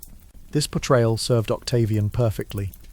If Cleopatra was a monster who seduced and corrupted, then Caesar and Antony weren't making rational political decisions when they supported her. They were victims of her unnatural influence, which meant Octavian wasn't just another general who won a civil war. He was Rome's savior, who had defeated a foreign threat and restored proper order. The propaganda was everywhere. Octavian controlled wealth, which meant he controlled patronage, which meant poets and historians who wanted to eat wrote what Octavian wanted them to write. Horace, one of Rome's greatest poets, called Cleopatra fatale monstrum. Fatale monster. Not intelligent foreign queen or capable administrator or skilled diplomat. Monster. As if she were some supernatural threat rather than a human woman trying to keep her kingdom independent. These weren't objective descriptions. These were hit pieces. Character assassination dressed up as poetry. And they worked because they told Romans what they wanted to hear. That foreign influence was dangerous. That Eastern luxury was corrupting, that powerful women were threats to proper order. The real Cleopatra. The woman who spoke 9 languages, who learned Egyptian when no other Ptolemy had bothered, who governed effectively for 21 years, who negotiated with Rome's most powerful men as something close to an equal. That woman disappeared. In her place stood a myth, a symbol, a warning about what happens when Rome lets its guard down against foreign seduction. And this myth became canonical, became what educated people knew about Cleopatra, became the story that would be told and retold for centuries, in Roman histories, in medieval chronicles, in Renaissance paintings, in Hollywood films. The woman who had actually existed was buried under layers of propaganda so thick that even now, 2,000 years later, most people's image of Cleopatra comes more from Roman hostility than from historical reality. Octavian celebrated all of this with a triumph in Rome in 29 BC. Roman triumphs were spectacular, parades where victorious generals displayed their conquests, their captured enemies, their looted treasures, everything that proved Roman superiority. Octavian couldn't display Cleopatra herself. She'd denied him that satisfaction by choosing her own death. But he improvised. He had an image of Cleopatra carried through the streets, a large painted representation or statue, showing her in whatever way made her look most foreign, most dangerous, most defeated. He displayed an asp, the snake that had supposedly killed her, turned her death into entertainment, made Roman crowds cheer at the representation of a dead woman who had chosen suicide over humiliation. He displayed Egypt's treasure, gold and silver and precious stones, exotic animals, representations of pyramids and temples. All of it paraded through Rome while crowds gaped and cheered, while everyone celebrated that this ancient, wealthy, mysterious kingdom now belonged to them. The message was clear. Egypt is ours now. Cleopatra is dead. The foreign threat is defeated. And I, Octavian, am the one who saved you. A few years later, in 27 BC, Octavian staged another performance. He stood before the Senate and announced he was giving up power. The civil wars were over, he said. The emergency was past. He was restoring the Republic, returning to normal government, stepping down from his extraordinary position. The Senate, which by this point was packed with his supporters, with men who owed their positions to him, with people who understood exactly what was expected, immediately refused to accept his resignation. They gave him a new title instead, Augustus, the revered one, a religious term that suggested honor without explicitly saying king, because Romans were still pretending they didn't have kings. This was theatre. Magnificent, carefully choreographed theatre. Augustus kept all the actual power, the armies, the provinces, the wealth, the control. He just wrapped it in republican language, maintained republican forms, allowed Romans to believe they still had their traditional government, and Egypt's wealth made all of this possible. You can't run an empire without money. Augustus used Egypt's grain to feed Rome's population, keeping urban crowds satisfied. He used Egypt's gold to pay legions, ensuring military loyalty. He used Egypt's resources to finance building projects, to patronize poets and artists, to create the impression of peace and prosperity after decades of civil war. Cleopatra's wealth, the treasure she'd moved into her mausoleum, the resources she'd tried to use as leverage, the accumulated riches of 300 years of Ptolemaic rule, all of it now served the man who had destroyed her. The irony is almost unbearable. Cleopatra and Antony fought to prevent exactly this concentration of power. They tried to create an alternative, an Eastern empire that might balance Rome, that might allow Egypt to remain independent. They lost, and Egypt's wealth financed precisely what they deposed. But the damage extended beyond just political structure. Egypt itself was being erased. 3,000 years of continuous Egyptian civilization. 3,000 years of pharaohs and priests and hieroglyphics and temples. 3,000 years of cultural continuity, stretching back to when the pyramids were being built. Gone. Within a few generations, just gone. Not through violence exactly, through neglect, through systematic dismantling of everything that had made Egypt distinctively Egyptian rather than just another Roman province. Temples that had received royal patronage under the Ptolemies lost their funding. Priests who had maintained ancient rituals found themselves without support. The complex system of education that had preserved hieroglyphic writing began to collapse. And because Romans didn't particularly care about Egyptian culture, they wanted Egypt's grain and gold, not its religion and language. Nobody stopped this from happening. Within a few centuries, nobody could read hieroglyphics anymore. The script that had been used for 3,000 years became decoration. Beautiful, mysterious decoration that nobody understood. Cleopatra had been the last Ptolemaic ruler to learn Egyptian. The only one who had bothered to master the language of the people she governed. That linguistic connection, that bridge between Greek rulers and Egyptian subjects, died with her. Roman administrators who followed didn't even try. Why would they? They were there to extract resources, not to understand local culture. Alexandria remained a great city, still wealthy, still important, still a center of learning. But its character changed fundamentally. Under the Ptolemies, Alexandria had been a capital, the center of its own world, a place where decisions were made, where power resided, where culture flourished under royal patronage. Under Rome, Alexandria became a provincial city. However large, however wealthy, it was subordinate. Decisions were made in Rome, governors were sent from Rome. Alexandria's importance was measured by how well it served Rome's interests, not by its own achievements. The famous library and museum continued, but they lost the royal support that had made them preeminent. Scholars still worked there, but increasingly they looked to Rome or Athens for prestige and advancement.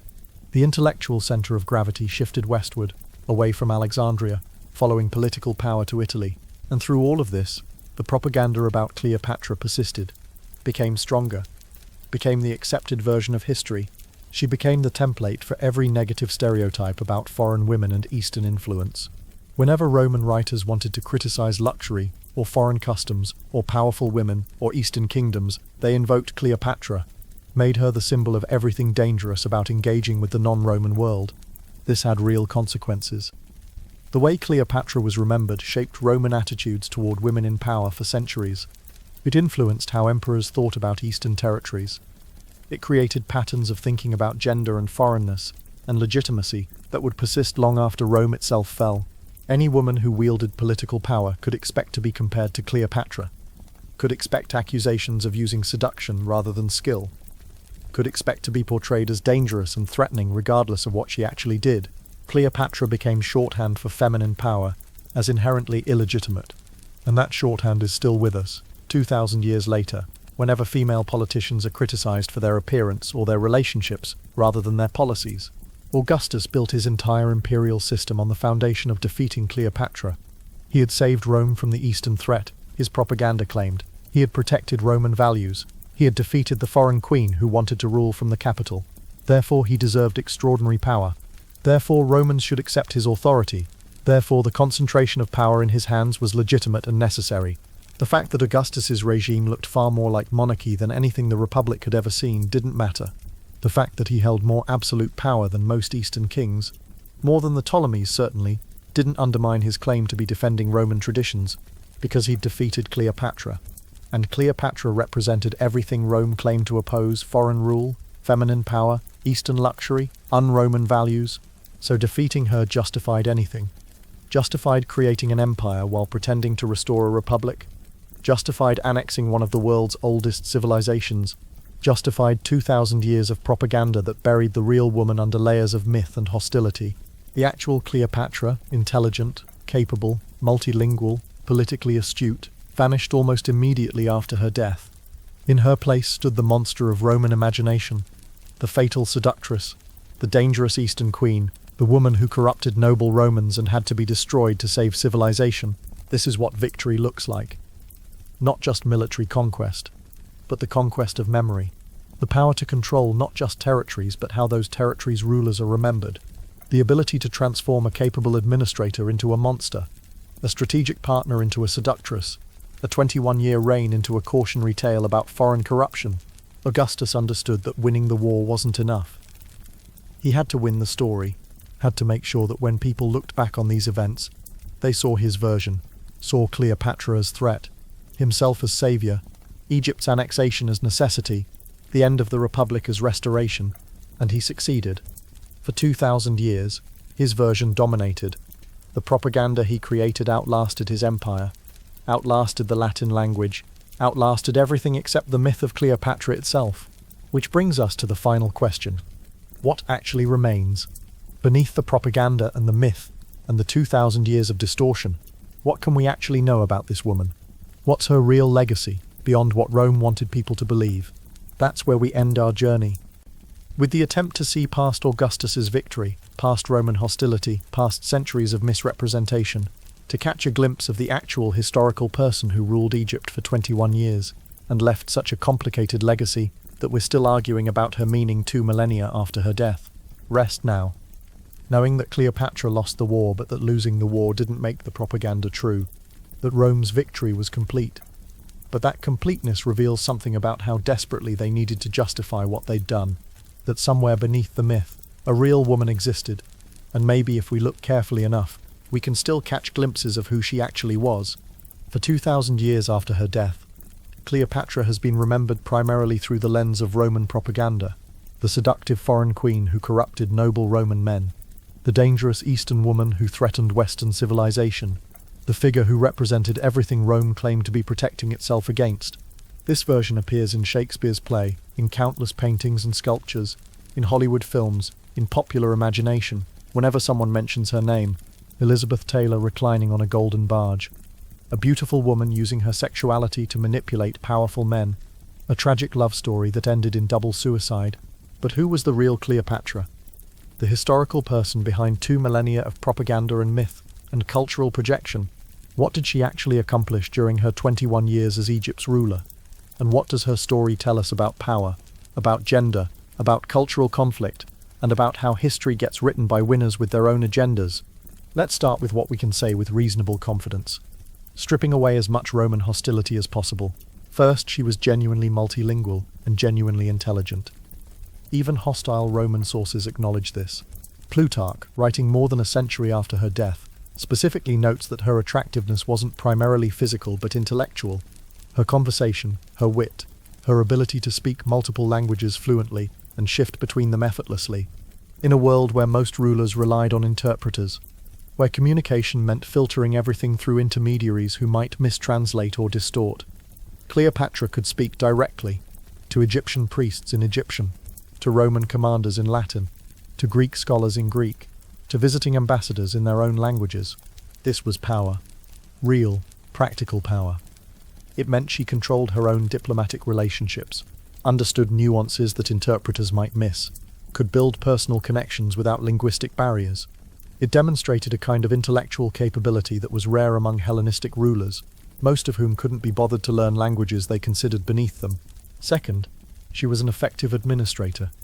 Egypt remained stable, prosperous, and well-governed throughout her reign despite constant threat of Roman intervention, despite civil conflicts with her siblings, despite the chaos of multiple Roman civil wars happening around her. Egypt's administration functioned, taxes were collected, religious ceremonies were maintained, the complex irrigation and agricultural systems that fed Egypt and much of the eastern Mediterranean were managed competently. This might seem like a minimal achievement, basic governance, but in the context of late Hellenistic kingdoms, many of which were collapsing into disorder or being absorbed by Rome through mismanagement and weakness, Cleopatra's maintenance of effective government was actually impressive. She inherited a kingdom that was declining, heavily indebted to Rome, weakened by her father's failures.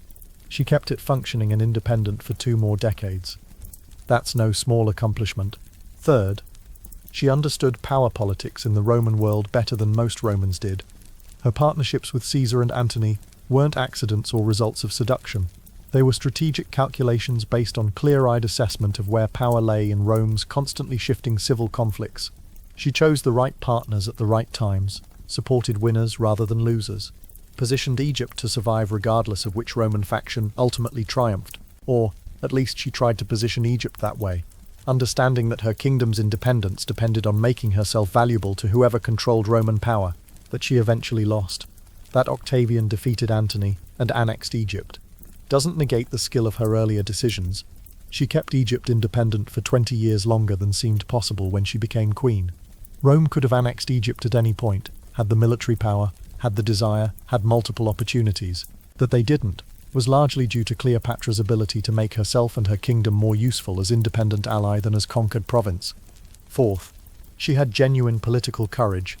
The decision to smuggle herself to Caesar in a carpet, to sail to meet Antony on a golden barge, to accompany Antony's fleet to Actium rather than remaining safely in Alexandria, to choose suicide rather than be displayed in Octavian's triumph, these weren't acts of a timid ruler. She took enormous personal risks repeatedly throughout her reign, gambled on her ability to convince powerful men to support her cause, faced danger and potential death multiple times, rather than accepting subordinate or ceremonial roles. This courage was remarkable, given that she was operating in a political environment intensely hostile to female power. She had to navigate Roman prejudices about women and foreigners, while also managing Egyptian expectations about proper pharaonic behavior. She couldn't afford to appear weak, but she also couldn't appear aggressive or presumptuous. That she maintained power and respect in this impossible balancing act for 2 decades demonstrates genuine political skill and personal bravery. Fifth, and this is often overlooked. She was a mother who clearly cared about her children's futures, and tried to protect them even when her own situation became hopeless. Her negotiations with Octavian consistently focused on securing safety and succession for her children, rather than just on her own survival. Her decision to have Caesarion flee Egypt rather than stay in Alexandria showed she understood the danger he faced and tried to save him, even though she couldn't save herself.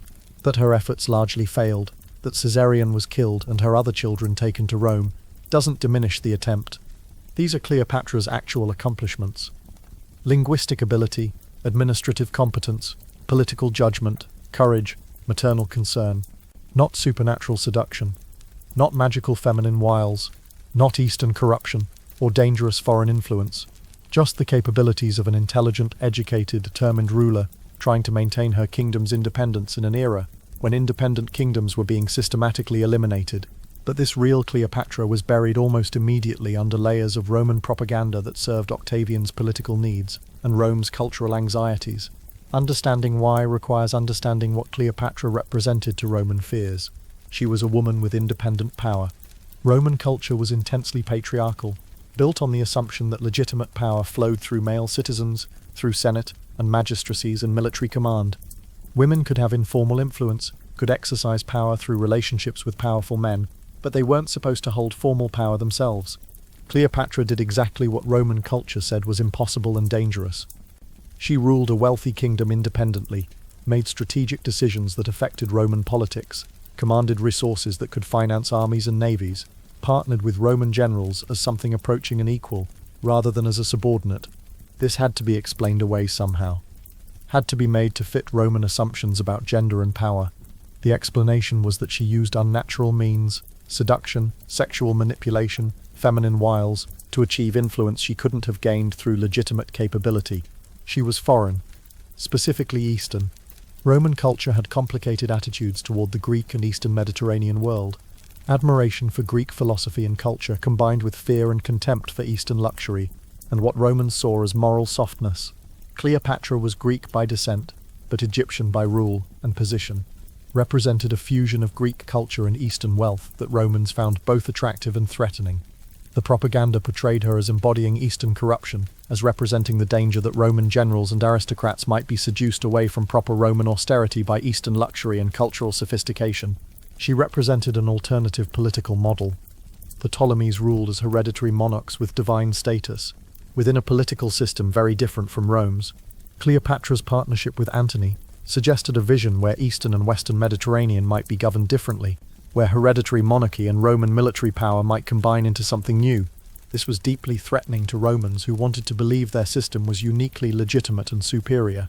Making Cleopatra into a monster allowed Romans to reject this alternative without seriously engaging with whether it might have worked. The propaganda worked so effectively that it became almost impossible to see past it. Medieval European writers repeated Roman claims without questioning them. Renaissance writers added their own embellishments, turned Cleopatra into a figure of dangerous feminine sexuality. Even in the modern era, when we have better historical methods and more skepticism about propaganda, the mythical Cleopatra influences popular understanding more than historical evidence does. Shakespeare's Antony and Cleopatra, probably the most influential literary treatment, draws heavily on Plutarch, which itself reflected Roman propaganda. Shakespeare's Cleopatra is magnificent, complex, worthy of tragic treatment, but she's fundamentally the figure Roman propaganda created, using sexuality and emotional manipulation to control Antony, leading him to destruction through his infatuation with her. Hollywood continued this pattern. Films from the 1963 Elizabeth Taylor epic, through every other treatment, portray Cleopatra as primarily defined by her romantic and sexual relationships with Caesar and Antony, rather than by her administrative capability or political judgment. Even sympathetic modern portrayals that try to show her intelligence often can't escape the framework Roman propaganda established. They're arguing against the stereotype, but the stereotype itself remains the reference point. This has consequences beyond just historical accuracy. The way Cleopatra has been remembered reflects and reinforces attitudes about women in power, about how female political leadership gets interpreted and diminished, about how cultural difference gets weaponized in political conflict. Every modern woman politician who gets criticized for being too ambitious, too aggressive, too willing to use her appearance or charm, is dealing with prejudices that were crystallized in propaganda about Cleopatra 2,000 years ago. Every time a foreign leader, especially a woman, gets portrayed as seductive or corrupting or threatening to Western values, those portrayals echo Roman propaganda about the Egyptian queen who supposedly threatened Rome. But there's also something else in Cleopatra's story worth recognizing. She tried. She attempted something extraordinarily difficult, maintaining an independent kingdom in an era of Roman expansion, partnering with Rome's most powerful men as something approaching an equal, creating a political order that might have allowed Eastern Mediterranean independence. She failed. Octavian defeated Antony, Egypt was annexed, the Ptolemaic dynasty ended, and Cleopatra chose death rather than humiliation. But the failure doesn't negate the attempt, doesn't mean the effort was foolish, or that the vision was impossible.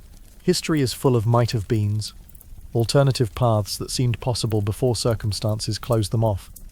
If Antony had won at Actium, if disease hadn't devastated his forces, if winds had been different or strategic decisions had gone otherwise, Egypt might have remained independent, might have been the center of an Eastern Roman Empire partnered with but not subordinate to Rome's western territories. That didn't happen, but it might have, which means Cleopatra's vision wasn't fantasy. It was a real possibility that circumstances and Octavian's superior strategy prevented from being realized. What we're left with is a story. The story of an intelligent, capable, courageous woman who ruled Egypt for 21 years during one of the most turbulent periods in Mediterranean history, who partnered with two of Rome's most powerful men, who bore children who might have bridged Egyptian and Roman dynasties, who fought to maintain her kingdom's independence and chose death over submission when that fight was lost.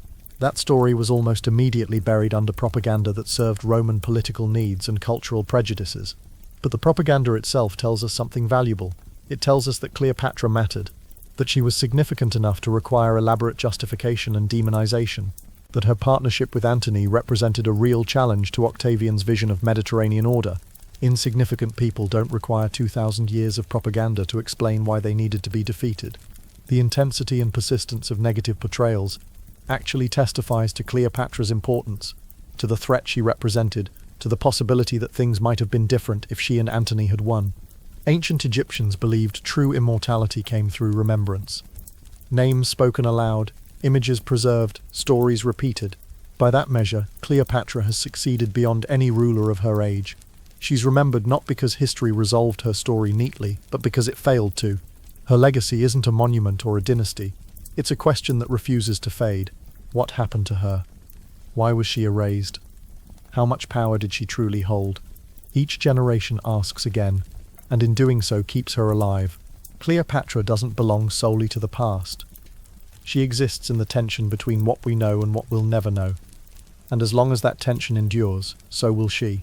Beautiful, complicated, eternally present in our imagination, even as the historical truth remains frustratingly elusive. Somewhere under Alexandria, if the tomb still exists, if earthquakes and coastal changes haven't destroyed it completely, Cleopatra lies buried with Antony, their partnership preserved in death. Even though it couldn't survive the politics that destroyed their lives, they tried to create something different. Something that combined Roman military strength with Egyptian wealth and culture. Something that might have allowed the Eastern Mediterranean to remain partially independent rather than completely subordinate to Italy. They failed. And Roman propaganda spent 2,000 years explaining that failure is inevitable, as the natural result of corruption and seduction and Eastern weakness. But maybe the real lesson is different.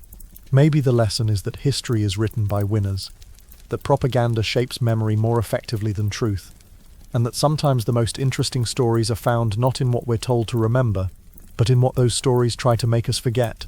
Sleep now, knowing that Cleopatra's story is more complex than Roman propaganda claimed, that beneath the myth of the seductive foreign queen lies a real woman who spoke 9 languages, governed effectively, survived brutal politics for 2 decades, and chose her own death rather than accept humiliation.